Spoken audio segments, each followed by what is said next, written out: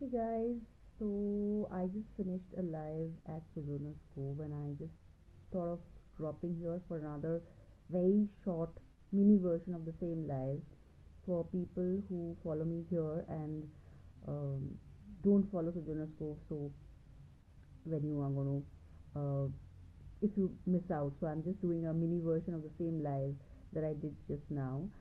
And today I was talking about the issue of or the topic trauma versus victimhood, which I think is a very vital topic within the subject of mental health awareness.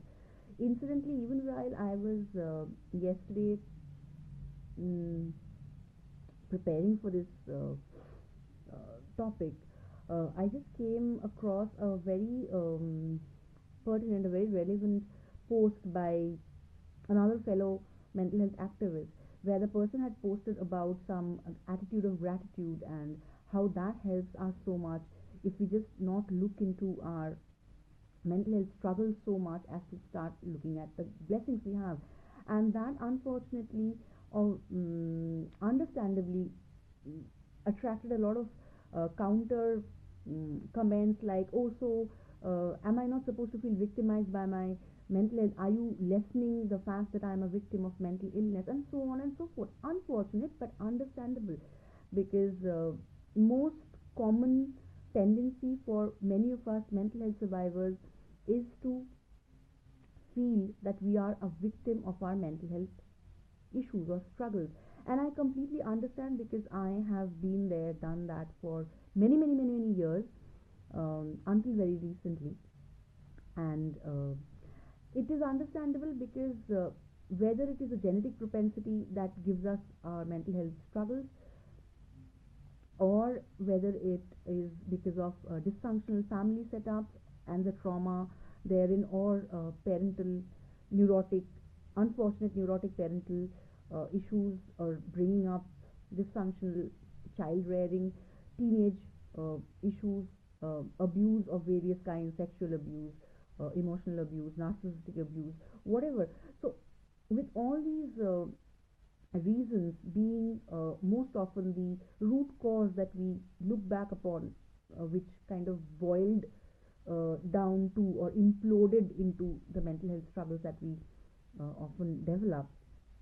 Uh, the flip side, um, or the the collateral of this fact is that we often, as mental health survivors, keep clinging on to or holding on to this whole I am a victim of my situation, I'm a victim of dysfunctional family, I'm a victim of uh, bad parenting, I'm a victim of so and so abuse and trauma and so on. Now, I know it verges on almost a very unempathetic, controversial stance to say that if you have been abused, if you have been victimized, if you have had severe dysfunctional childhood or rearing, then you have not actually been victimized. But please hear me out. I am not unfamiliar with um, trauma. Those of you know my story. I have been through all of that, all the things that I listed just now. I have been born in a dysfunctional family. I have had my dysfunctional child rearing and unfortunately neurotic parenting setup. I have had sexual abuse out and out. I have had emotional abuse, narcissistic abuse. I have faced later in my later years, I have faced domestic violence and stigma over mental health disorders and relational problems and what not, you name it, I have faced it. But um, was I traumatized? Of course, yes. Uh, did I feel victimized? Of course, yes. I'll share a specific example from all these examples. When I was sexually abused at age 12, did I feel traumatized? Hell yes. For I lived with that trauma for 20 years. Rabid, burning, raging trauma inside, self-judgment and self-loathing, and what all. Um, did I feel victimized? Of course, yes. Like from age 12 till the next 20 years or whatever, I kept feeling victimized by my abuser. Um, does that mean I was a victim? Yes or no? What's the difference? between trauma and victimhood. Trauma is a fact, and victimhood is a perception. Whoa. Now, before you pounce on me, let me explain. Trauma is what happened to me, or the abuse, the incident, the loss, the grief, whatever traumatizes us, whatever pains us, that factually happened. Uh, did it victimize us? The action, yes, the person victimized us. The person's actions were victimizing, but whether I felt victimized by it or I acknowledge myself as a victim, that completely depends on my acknowledgement, my choice of perception of the situation. Easier said than done, I completely understand. And even with my every abuse or every trauma, it's not been a one night or one day's affair where I suddenly woken up and said that, okay, I'm not going to be a victim of the situation anymore. I claim back my power. No, it has taken time. It has taken lot of inner integration and therapeutic support and mental training and discipline and forgiveness and inner child healing for me to be able to come to a place where I can rise above that uh, disempowering perception of victimhood. I, at a level, completely believe that there is no victimhood in this world.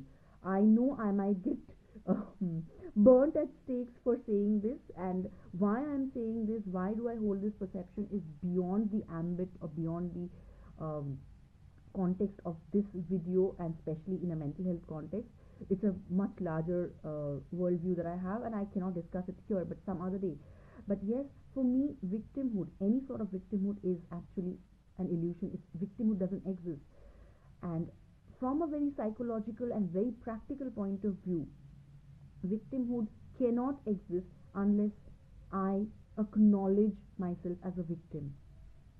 The trauma, yes, I have been at the receiving end. The abuse or the attack or the incident, whatever makes you feel victimized, yes, they are factually true. The emotional damage is factual, it's true. The pain is real, the trauma is real. Uh, Psychologically, it has been scarring, the scar is real. But the narration or the narrative or the perception of victimhood is simply a perception. And uh, why?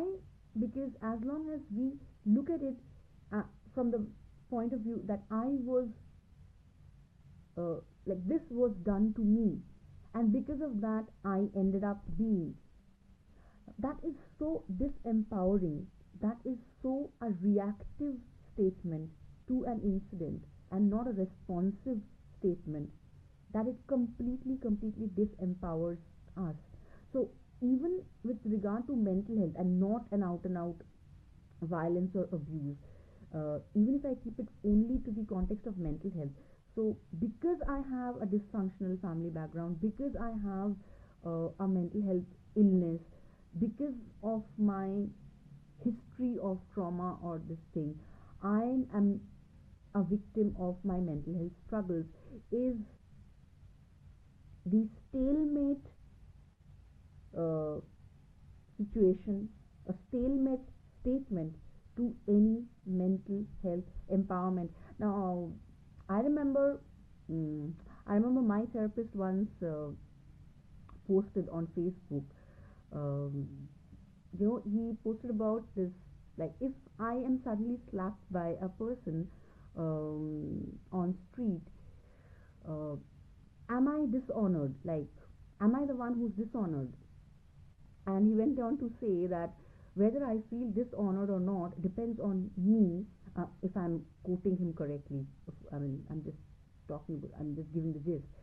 So, what was done to me doesn't take away my honor. The action was dishonorable, and the action was done by the other person. So, the person acted in a dishonoring manner. Whether I feel dishonored or not depends on me. It puts the locus of honor and dishonor at a very, very objectively responsible space. Same with victimhood. What a person did to me is their uh, choice, their action. Uh,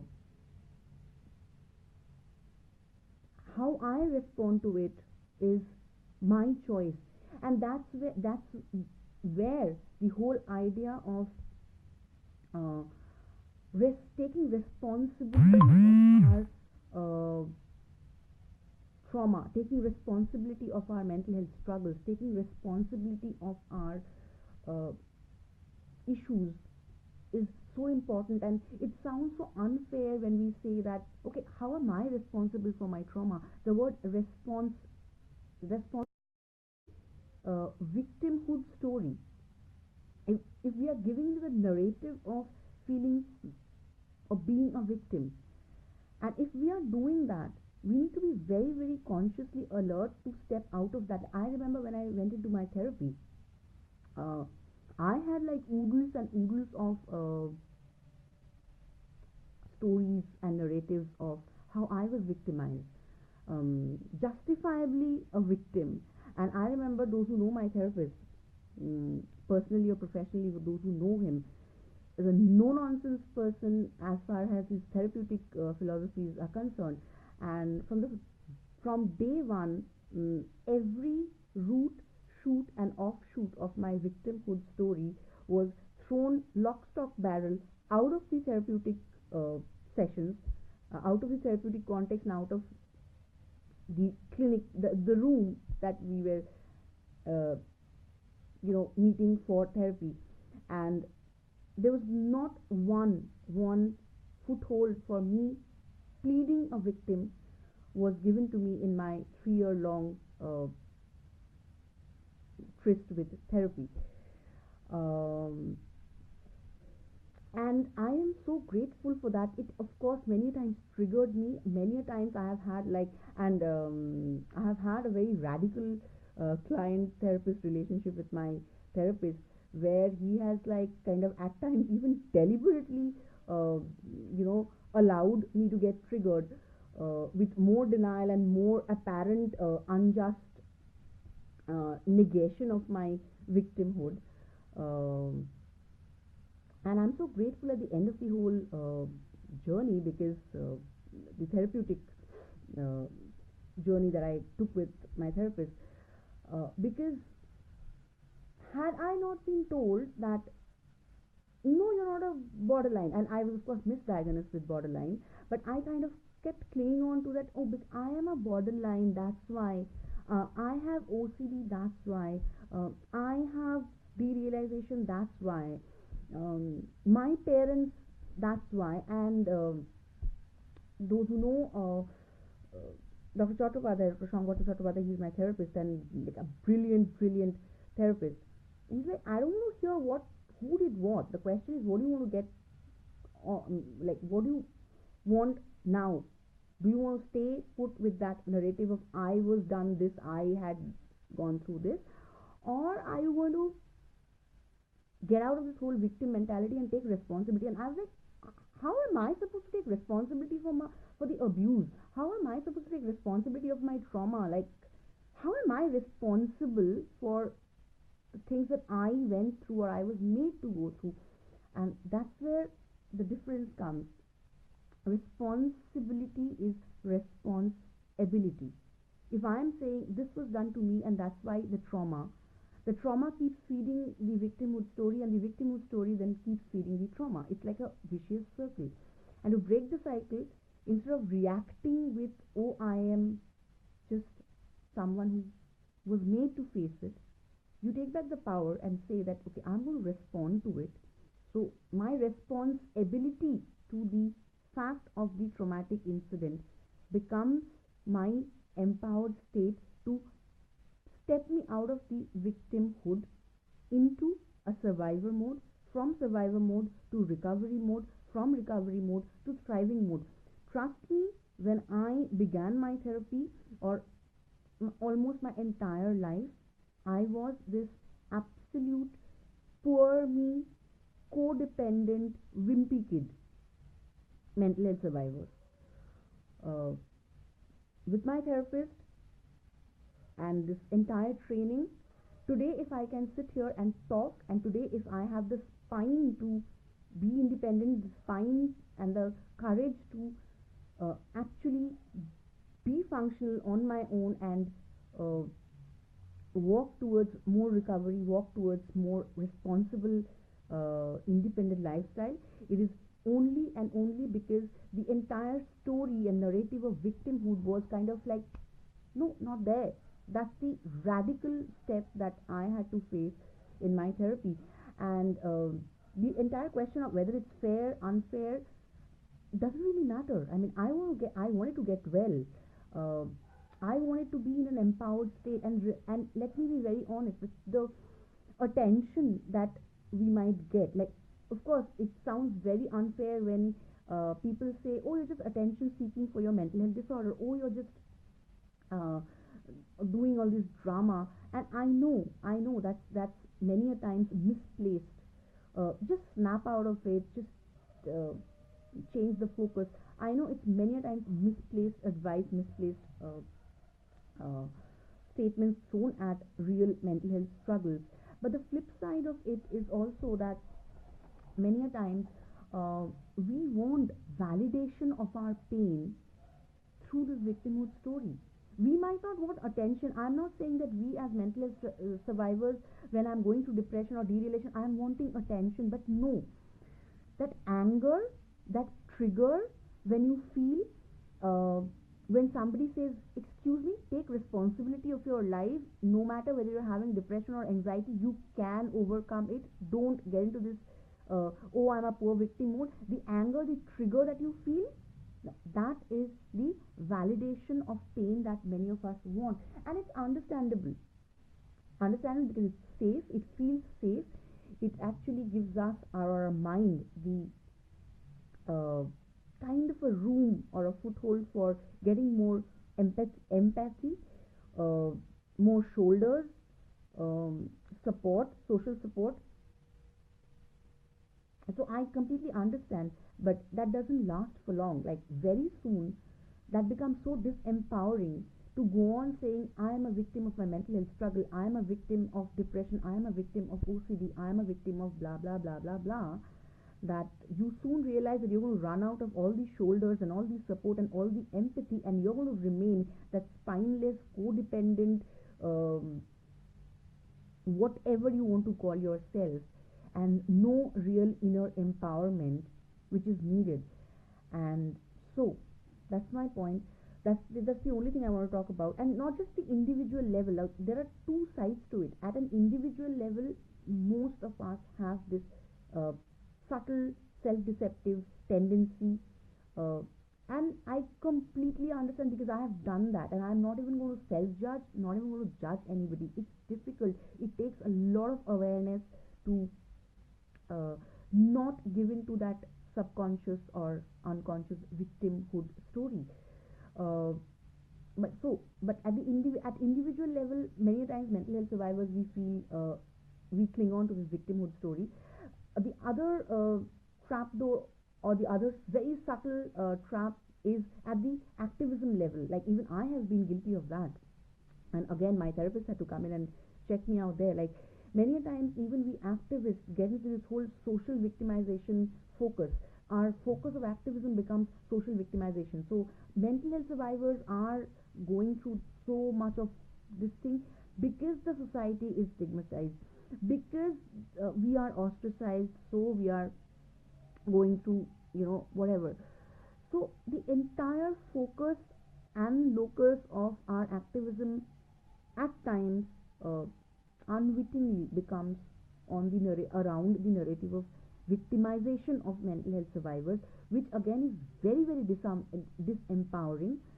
Because what are we then telling mental health survivors? Like, okay, so you are not only a victim of your mental health struggles, which is again um, a very dysfunctional and unhelpful thing to say or suggest, but now you're also a hapless victim of social apathy, social stigma, and a lack of so and so facilities or care or support.